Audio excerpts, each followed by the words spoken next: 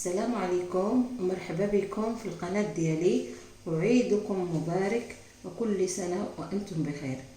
اليوم بغيت نقدم لكم واحد الكوتليت كيجي في طنجرة الضغط على شواء بدون ماء وبدون بصل ولا ثوم ولا غادي تتبعوا معايا الطريقة وغادي تشوفوا سهل ولذيذ. ومع رحنا في ايام ديال عيد الاضحى قلت علاش ما نقترحش عليكم هاد الوجبه سريعه في التحضير ولذيذه في نفس الوقت وما كتطلبش الوقت كتير، واحد ربع ساعه 15 دقيقه لا غير. والان غادي نقول لكم انا لاش نحتاجو المقادير. عندي انا هنايا تقريبا واحد 2 كيلو ديال الكوتليت اللي مقطعين على حساب الكوتليت. عندي هنايا شويه ديال الملح، غير شويه ديال الملح لحقاش ما غاديش نديروا الماء. من ما غاديش نديروا الماء ما كنحتاجوش الملح بزاف، غير شويه. هذه راه خاص السيده ترد البال باش ما يجيكش مالح. وعندنا هنايا الفلفل الحلو ومعاه شويه ديال الفلفل الحار، هذا اختياري. وعندنا الكمون، عندنا هنايا ملعقه صغيره فلفل حلو وملعقه صغيره من الكمون وملعقه صغيره من القزبر اليابس. هادو هما التوابل. هاد الاكله راه سهله وتتجي لذيذه وغتتبعوا معايا الطريقه.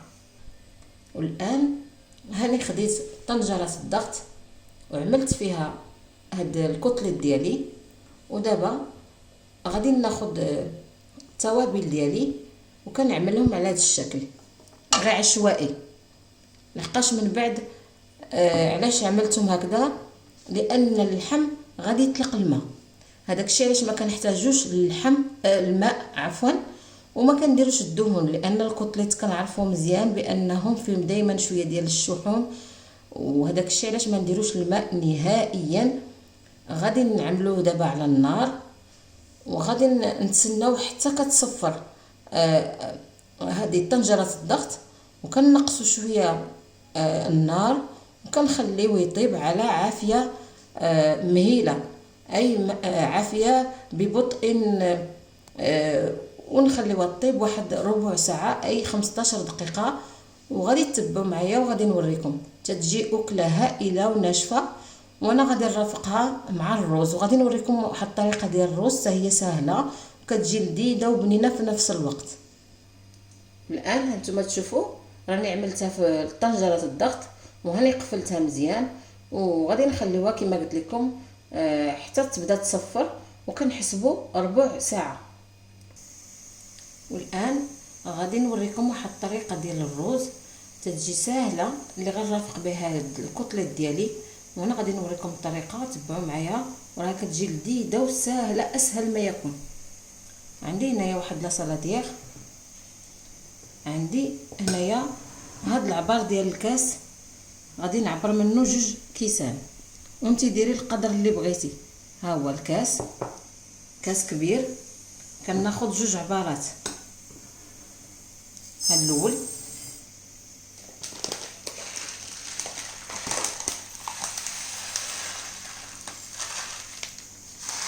انا هنا عندي الرز البسمتي، هالكاس الثاني. والان غادي نمشي نغسل الرز ديالي وغنديرو في الماء وغادي نخليه واحد المده ديال 5 حتى 10 دقائق على ما نبغي نطيبو. بعد ما غسلت الرز ديالي وخليته في الماء، دابا خديت واحد الطنجره غادي نعمل فيها تقريبا واحد 50 غرام ديال الزبده. انا غادي نوريكم على هذا الشكل، واحد 50 غرام تقريبا ديال الزبده اللي غادي نوضعوها على النار. هانتوما عندما عملت هذيك الزبده هي ذهبت. عندي هنا كالتوابل، عندي هنا 6 الحبات ديال الهيل، وعندي 6 ديال القرنفل او المسمار او الكبش. عندي هنايا واحد العود ديال القرفه او الدارسين، وعندي ملعقه كبيره او 2 معالق صغار من الكمون حبوب اللي كناخذو في اليد وكنحكوها على هذا الشكل باش كتطلق واحد اللذه زوينه. هذه راها خطوه مهمه. والان تنحركوا هاد التوابل مع الزبده مزيان حتى يطلقوا واحد شويه ديال النكهه ديال التوابل، تطلق لنا في الزبده. طيقوني جربوا هاد الرز راه كيجي هائل ولذيذ بنين بزاف. عاد تنخليوها غير واحد شويه. نزيد الرز ديالي اللي غسلت وصفيت، غادي نزيدو على هاد الزبده. مهم جدا نخليوه يتشحر مزيان في هاد الزبده باش كيجي الرز ديالنا مزيان، ومن كيطيب كيعود عاطي الحبه على الاخرى. لحقاش اذا درناه دائما نديرو في الزيت او الزبده على هذا الشكل حتى يتشرب الزبده ويتقلى شويه. هانتوما معايا في المراحل. كنستمر في التحريك بعد دقائق حتى كيتشرب الرز هذيك الماده الدهنيه باش كيعطينا واحد من كيطيب كتبقى الحبه مفروقه على الاخرى. كنستمروا هكذا واحد شويه. هذه الخطوه راه مهمه. ولا ما كانش الزيت عفوا لا ما كانش الزبده ممكن ديري الزيت. هانتوما تشوفوا راه تقلى شويه. دابا غادي نعملوا الماء. والماء دائما من كنديروا واحد العبار ديال او كيله ديال الرز كنديروا 2 كيلات ديال الماء. دائما 2 كيلات ديال الماء وكيله من الرز. الان عندي 4 ديال الكيلات من الماء اللي هاني غادي نزيدهم على الرز. وغادي نخلو الان الرز ديالنا حتى يغلى. وعندما يغلى غادي نقصوا من النار ونخليه على عافيه متوسطه. وغادي نوريكم واحد الطريقه مهمه في الاخير. هانتوما تتبعوا معايا. عفوا نسيت الملح. هاني دابا غادي نزيد الملح. والملح دائما اختياري، تنخليو الملح دائما اختياري. هانتوما من بعد مرات واحد 10 ديال الدقائق انا طفيت النار، نقصت من النار على حدها. هانتوما تشوفوا كيفاش. ودابا تناخذ هذه واحد لاستيس، تناخذ هاد لو كوفيركل ولا كيما نقولوا المغلقه ديال الغلاف ديال الطنجره، تنعمل فيه واحد اما منديل او فوطه ديال الطبخ، تنحطوها هكذا في المغلقه على هذا الشكل وكنغطيو الرز ديالنا.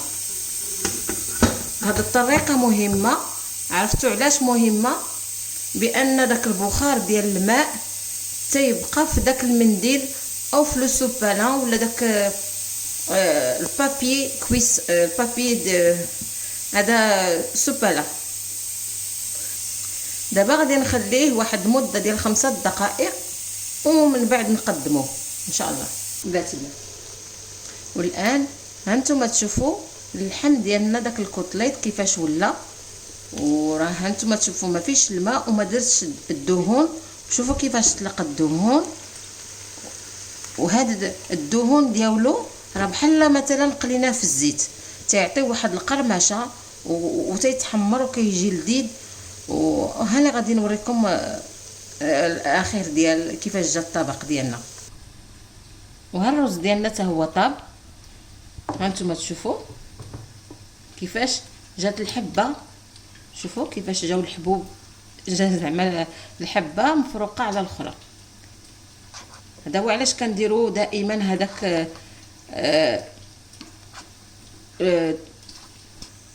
داكشي علاش كنديروا المنديل او لو بابي سوبالا باش كيشرب داك العرق. راه تيجي هائل. دائما هذا الرز راه تيجي هائل مع الدجاج مع اللحم مع بزاف الحوايج كيجي هذا الدجاج هذا الرز.